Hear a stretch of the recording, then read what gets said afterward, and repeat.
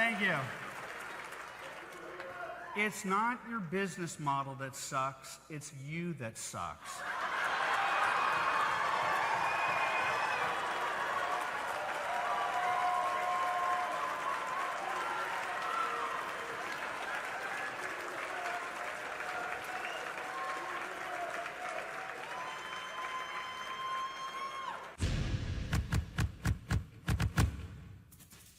So again, my name's Alex Marlow. I'm the editor-in-chief of Breitbart News Network and Breitbart.com, which is, thank you, it's one of the, according to Amazon.com, owned Alexa.com, one of the top 5 most popular news sites in all of the United States. So thank you very much for that. I also host a radio show called Breitbart News Daily on SiriusXM, and I feature a Turning Point USA student every week in order to highlight a lot of the great work you guys are doing on campus, and we're going to continue to do that into next year. So that was Andrew Breitbart's take on the media demonizing the Tea Party movement, which many of you are not old enough to remember. That was the precursor to the MAGA movement back in 2010. And that was a man 9 years ago who was really setting the table for many on our side and how we fight today. He was an inspiration to Candace Owens, to Charlie Kirk, to Dr. Gorka, and to so many of the people that you've been hearing today. And they're all different brands, but they're unified under one single theme that originated with Andrew. Conservatives are no longer going to be anyone's bitch.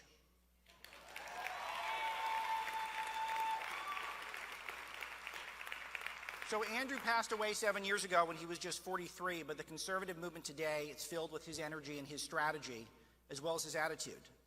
And when I decided that the centerpiece of this talk should be a clip of Andrew and talk about what he understood at his time and how we're using his skills today, I built a list of lessons that could fill a book. But I decided, because of sake of time, I want to focus on 3 today. And the first one is that Andrew believed in the wisdom of the people and not the elite. Andrew was constantly on the phone. I was his assistant. I had very menial work to do at the very beginning. I was just out of college. Actually, I was just in college. And I would observe Andrew while he was in a small company, 2, 3, 4 people for the first year or so. And Andrew would be talking on the phone constantly, just constantly had a phone to his ear. And if he wasn't on the phone, he was lost in some sort of online chat or conversation. And sometimes I'd ask him who he was on the phone with, and sometimes it would be, or who he was emailing or texting. It'd be a who's who of conservative news and politics. It'd be Ann Coulter. It would be Sean Hannity. It'd be Rush Limbaugh. But then oftentimes, or just as often, it would be the secretary-treasurer of the local college Republicans or the local Lincoln Club organizer. He really believed that he had as much to learn from the people as he did from the elite. And he loved the elite. He loved going to the cocktail parties. He loved going and hang out with them. But then he realized that they didn't have their finger on the pulse of what was really affecting people in their day-to-day lives. So he turned from them and he turned towards you, the people. And this is really the beginning of what I think was a major uprising in the conservative movement. He understood that the media they weren't just biased, they had contempt for American people. They had contempt for you, the normal people. Does that remind you of any current presidents of the United States, perhaps? Now, I turned on a fake news network on last Thursday, one with incredibly low ratings. And I heard a man that would be best known by his nickname, Fredo. So Fredo is a man, he once went on a viral tirade where he said that the word Fredo, which is a reference to the dumb brother in the Godfather movies who got a media job, that was as bad as the N-word or something. I don't know if he'll live that down. He certainly hasn't apologized for that specific slight. But Fredo, as he's called and will forever be known, summed up what Trump stands for to his supporters the following way: us good, them bad. Now, as editor of Breitbart, I think I've had a pretty good sense of what drives MAGA country for the last 5 years or so. And I always thought Trump stood for something different. I thought Trump stood for strong borders. I thought he stood against a corporate ruling class, against endless wars, against expensive, ineffective global treaties where Americans pay more than our share, for our allies in Israel being able to declare their own capital, against trade deals that penalize the American worker. I thought Trump stood for a hard line on authoritarian communists in China, against overregulation, for tax cuts, for the First Amendment, for the Second Amendment, against limitless abortions. And maybe most importantly, I think Trump stands against the establishment media like Fredo, who holds we the people in contempt. Or maybe it's just us good, them bad. In any case, strategy ain't working for CNN and the establishment press at this point. TV ratings are pathetic. And despite having a vast international newsroom and billions of dollars at their disposal, last Thursday, during the Democrat debate, Breitbart News, with a staff of fewer than 100, had a total budget which is roughly around what CNN pays off airports to carry their crappy television. Their very fake broadcasts, all of that going into it, we had 3 times the engagement on social media as fake news CNN.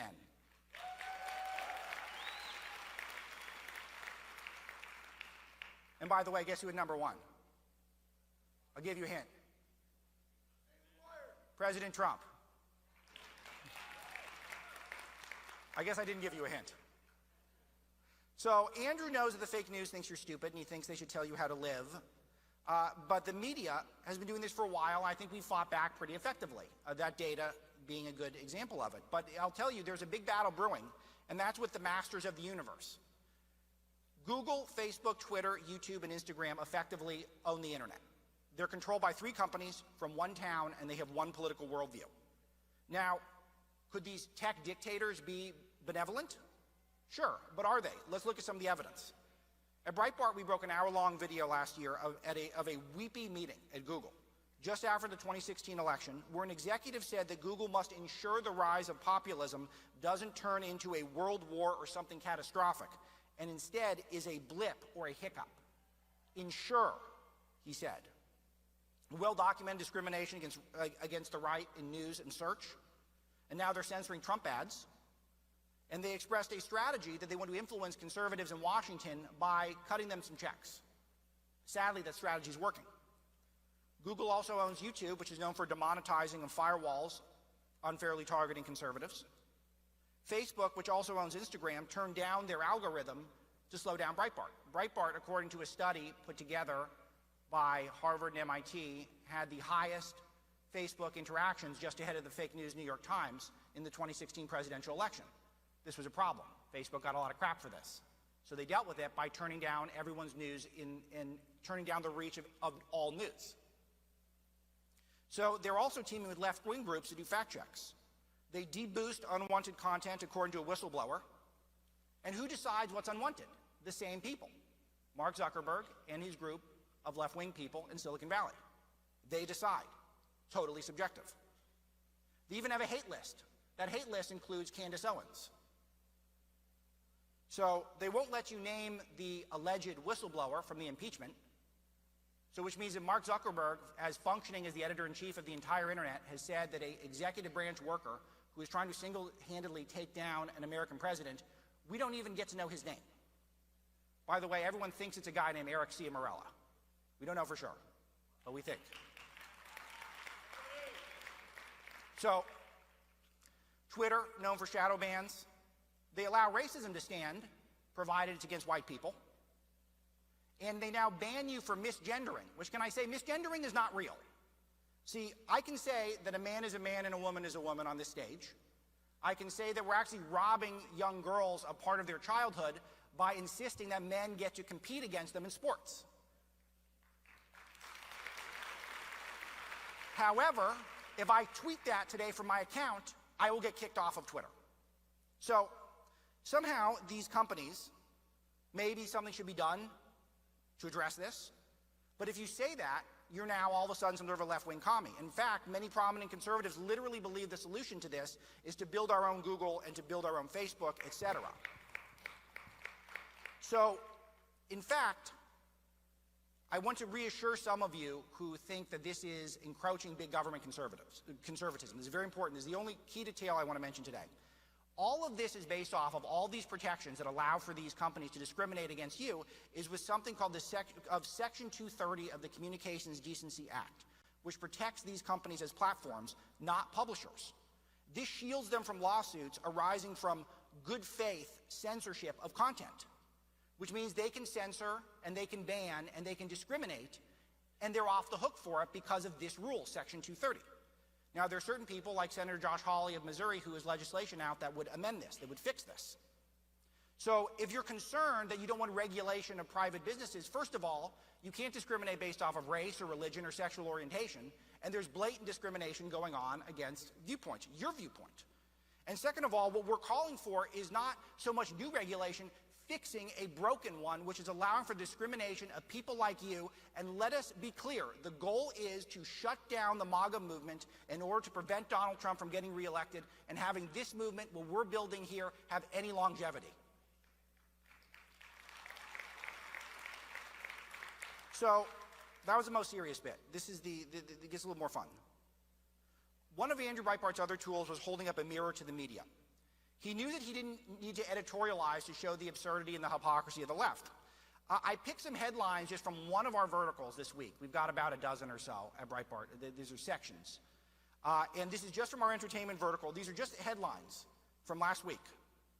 Robert De Niro, Trump needs to be humiliated. I'd like to see a bag of shit right in his face. Zoe Kravitz celebrates Trump impeachment with seductive photo. Eat that 45. Alyssa Milano at LA impeachment rally. I'm premenopausal and I'm angry. Vote them all out.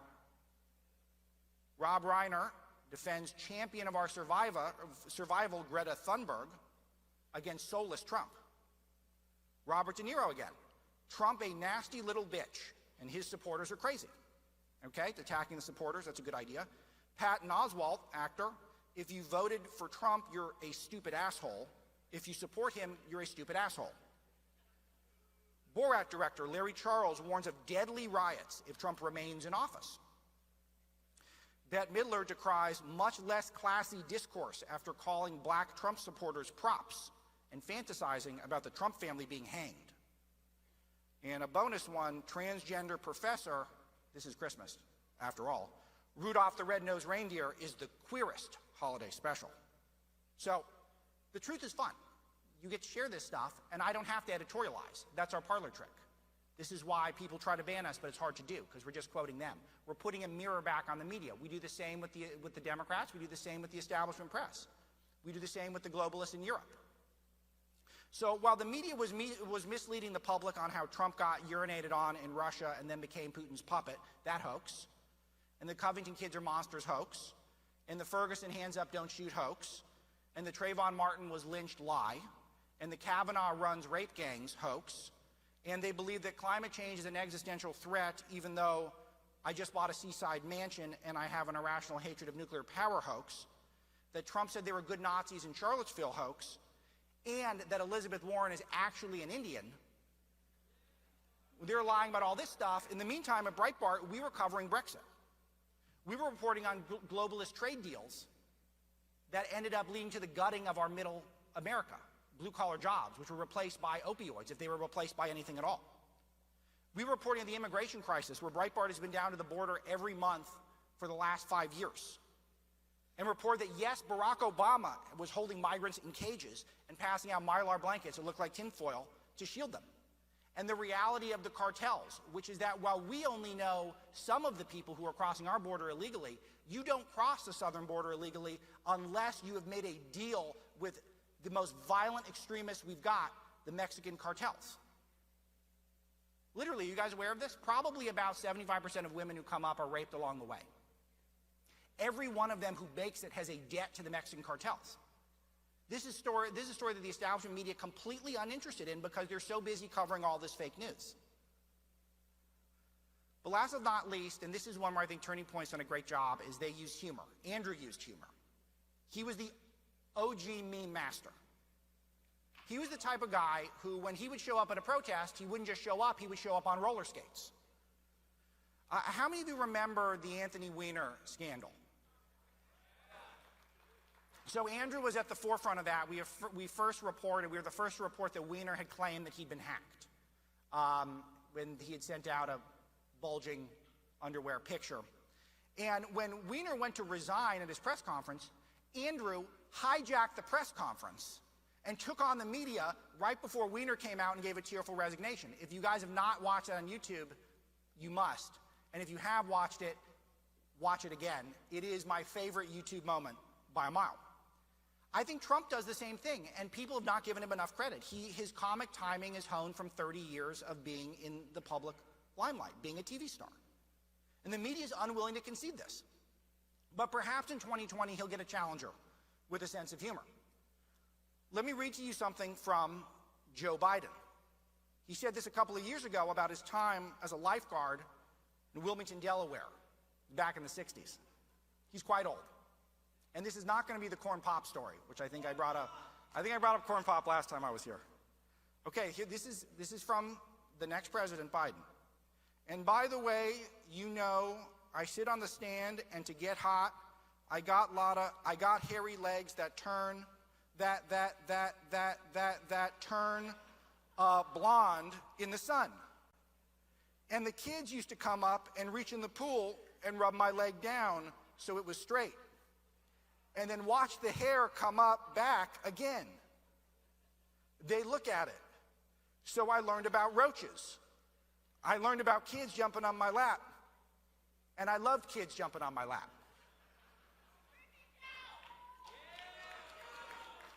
Well, it's certainly funny. Certainly funny. You got to give him that. Though I don't know if he meant it as funny. By the way, I looked into roaches, which the establishment media wouldn't do. It's a racial slur, and Biden's never been called on this. It's a derogatory slur for black kids. And no one calls Biden out for this. Why is he allowed to continue calling black kids roaches? This was 2 years ago. This wasn't 1,000 years ago. So maybe his policies are more coherent than his stories of yesteryear. He was asked Thursday in the debate if he'd be willing to sacrifice the growth for normal Americans, even displacing hundreds of thousands of blue-collar workers in the interest of transitioning to a greener economy. He said the answer is yes, because the opportunity for those workers to transition to high-paying jobs is real. So he said he's willing to gut more working-class jobs in order to satisfy the green gods of the left. It's not going to be very persuasive in the Midwest, I don't think. So let's go to Liz Warren. Not only is she a fake Indian, Pocahontas, fake Pocahontas. Her ancestors rounded up Cherokees for the Trail of Tears. She's a direct descendant of militia Indian fighters who fought the Seminole tribe. So not only is she not an Indian, her ancestors fought Indians. But if you turn on CNN, you think Trump is the only person who's ever told a lie. Bernie Sanders even suggested that we should impeach Trump for being a pathological liar. Not impeachable, Bernie. So what's Elizabeth Warren's biggest policies? A wealth tax, so we're going to confiscate more wealth. I'd be open to it if it would work, but it's not going to work. It's just more fake Indians like Elizabeth Warren spending our money badly. People should be allowed to spend their money how they would like. The only issue where Democrats poll ahead of Republicans in a major issue is health care. Elizabeth Warren would like to sacrifice that by proposing a Medicare for All plan, which means on day one, every single American, or 80% plus, are going to get tossed off of their health care. We're going to start from scratch with 100 million people trying to get back on new health care. Genius. Okay, how about Pete Buttigieg? So his polling numbers with black voters are just a notch below George Wallace. He was a segregationist, an actual racist. He posed for reparations for illegal immigrants. And he's actually said that not only should illegal immigrants who come to the United States be compensated because of their mistreatment by our Americans who are bravely defending our country at our borders, he actually believes that they should be put on a fast track to citizenship. So you can jump the line, all you have to do is come in through the southern border and claim that you've been bothered by Americans trying to enforce our laws. This is where we're in $23 trillion in debt, and he wants to hand out reparations for people who just got here. This is a handout to the cartels, by the way, to connect the dots. This is an incentive, game on for them. More incentive for them to do their business. Their rates just went up. Pete also runs as a Christian who wants unlimited late-term abortion. And now, to protect that, he wants to pack the courts, which means Pete is going to add additional judges and justices so long as these justices and justices are pro-late-term abortion, which is the standard party line with Democrats. Let me ask you, Who the hell is this guy? He's 37 years old, or is he 38 now? He is a small-town mayor. The last time he won an election with 11,000 votes. 11,000 votes. Now what he's going to do is he's going to pack our courts. He's going to give amnesty. He's going to decide unilaterally who should be a citizen in the United States by himself. So that leaves us to Bernie Sanders, last top-tier Democrat, the socialist with 3 homes and millions of dollars. Now, can I ask, do we know if Bernie Sanders is paying above his suggested tax rate? Does he give any gifts to the federal government? Because I'll tell you right now, the tax rate is the floor of what you can pay. You're allowed to pay as much as you like. Give gifts to the United States Treasury. So if Bernie Sanders is not paying the exact tax rate that he wants the rest of us to pay, then I don't think a single person should vote for him. He needs to walk the walk.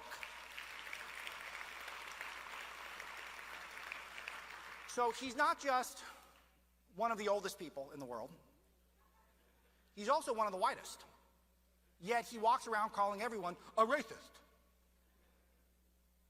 So he said that our goal is to transform the economy and the government of the United States. Now, when we have record economic numbers the way we've had lately, would you guys like to see the economy transformed?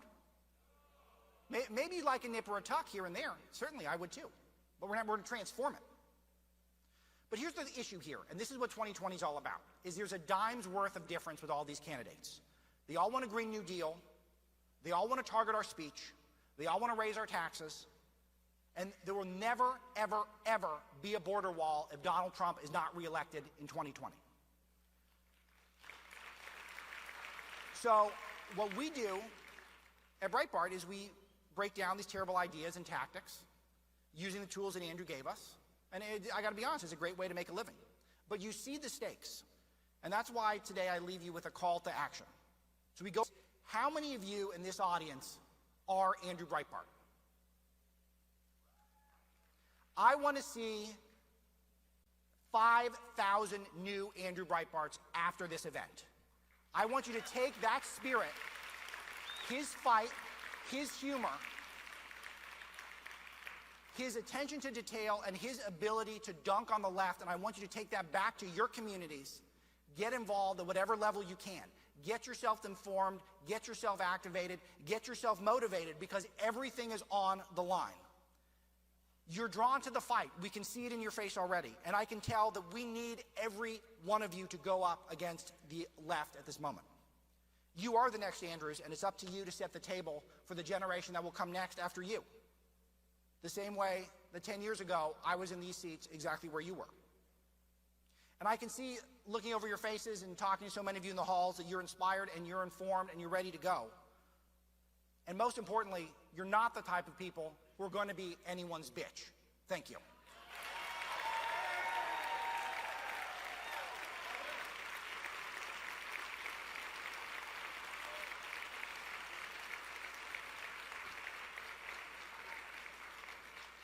Now, I would love to take questions. I don't know if they're going to let me, because I think I went long. I did not notice the clock there. Can I take a question or two, or 10? Yes? Getting a thumbs up? You can take a couple. Okay, a couple. Okay. To great. your right. To my right. Yep. Thank you.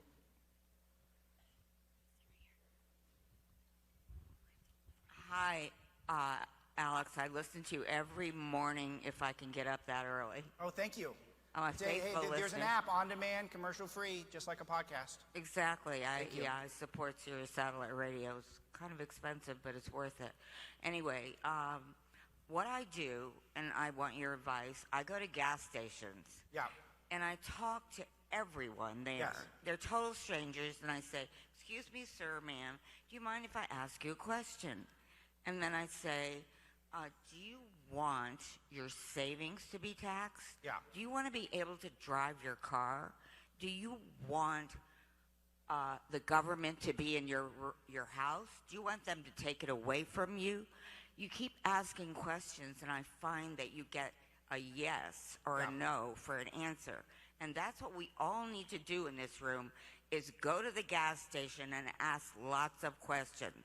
So what do you think of that idea? I like it, and not just gas stations. How many of you own a car in this audience, by the way? Oh, that's good. Okay, I thought we were moving into like the Uber world where no one owns their own car. That's good. Okay, so it's good. So a couple quick reactions to that. First of all, when you're debating the left, my favorite tactic is to just ask questions, because typically they can't defend themselves. So if you guys listen to my radio show, I always take left to center callers first. And typically I don't have to debate them, because I just try to get them to defend their views, and they really struggle. So you ask them to explain their things, and you just keep asking probing questions. I find it to be not only arguably the most effective way to debate, it's also a way that is lower tension.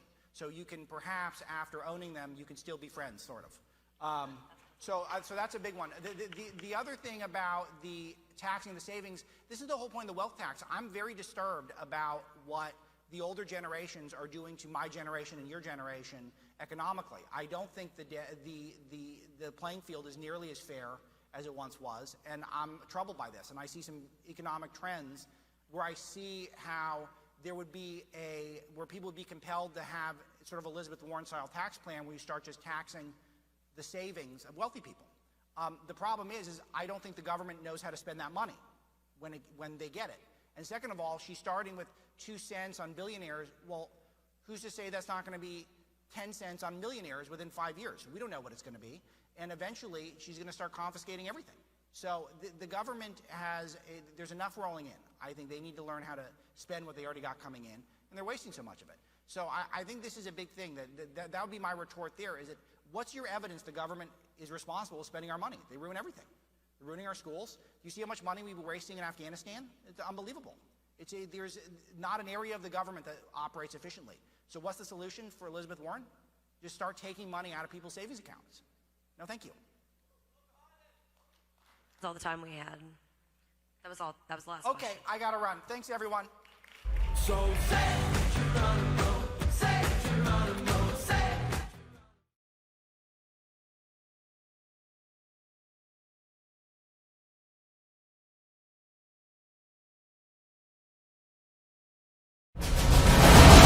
Bended knee to the mob. And let me tell you something. So